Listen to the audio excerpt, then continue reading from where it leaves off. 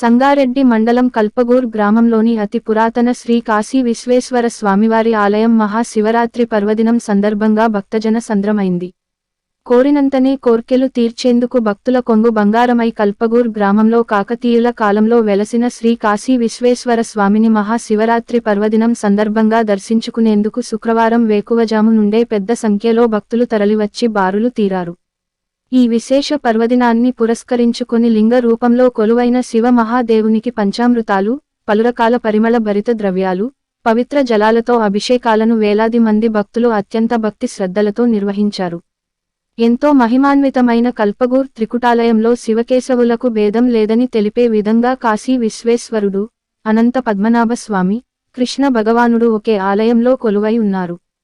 ఎంతో విశిష్టమైన ఈ ఆలయంలో లింగ రూపంలో కొలువైన చంద్రశేఖరుడిని దర్శించుకునేందుకు వేలాదిగా తరలివచ్చిన భక్తుల శివనామ స్మరణలతో కల్పగూర్ గ్రామం మారుమ్రోగింది.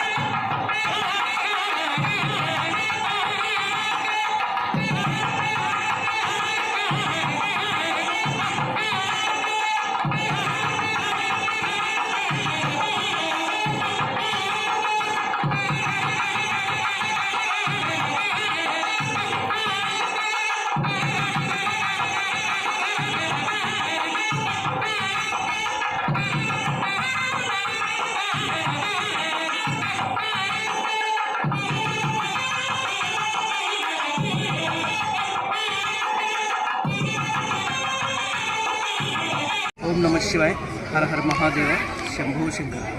భక్తులందరూ కూడా కొంగు బంగారమైనటువంటి మన కాశీపతి ఆలయంలో ఈరోజు రంగరంగ వైభవంగా ఉదయం 4 గంటల నుంచి చాలా వైభవంగా అభిషేకాలు జరుగుతూ ఉన్నాయి. మరి ఎక్కడెక్కడి నుంచి కూడా ప్రజానీకం అందరూ కూడా వచ్చి తరించుతూ ఉన్నారు. మరి భక్తులందరూ కూడా ఈ 1500 సంవత్సరాల క్రితం ఏర్పాటైనటువంటి అయ్యగారు మరి అందరూ దర్శనం చేసుకుని తరిస్తారని, మరి ఈరోజు మహాశివరాత్రి, ఈరోజు ఒక్కసారి దర్శనం చేసుకున్న ఎంతో మహాపుణ్యం. జన్మ జన్మకు శివరాత్రిని పెద్దలు నానుడి మరి అందరూ తరిస్తారని, మరి ఎంతోమంది అశేష జనానికం అందరూ దర్శనం చేసుకుని తరిస్తూ ఉన్నారు. మరి ఆలయ కమిటీ తరఫున అందరికీ స్వాగతం, సుస్వాగతం.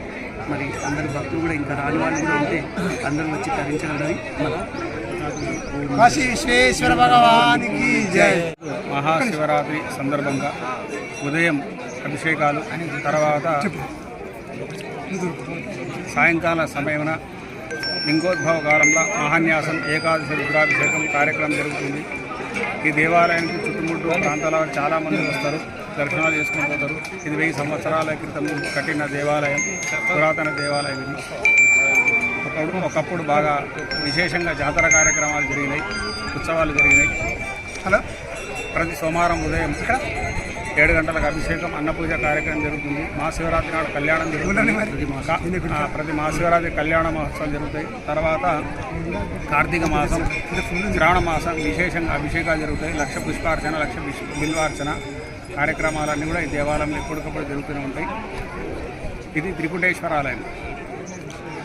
వేణుగోపాల స్వామి, అనంత పద్మనాభ స్వామి, కాశీ విశ్వేశ్వరాలయం. ఇది దక్షిణామూర్తిగా ఉంటుంది. ఈ చుట్టుముట్టు ప్రాంతంలో ఎక్కడ కూడా లేదు. ఇక్కడ ఈశ్వరుడు దక్షిణామూర్తిగా కొలవై ఉంటాడు. నంది మండపం తర్వాత ఇక్కడ చాలా విశేషమైన కార్యక్రమాలు జరుగుతాయి. మహాశివరాత్రి సందర్భంగా అందరికీ శుభాకాంక్షలు.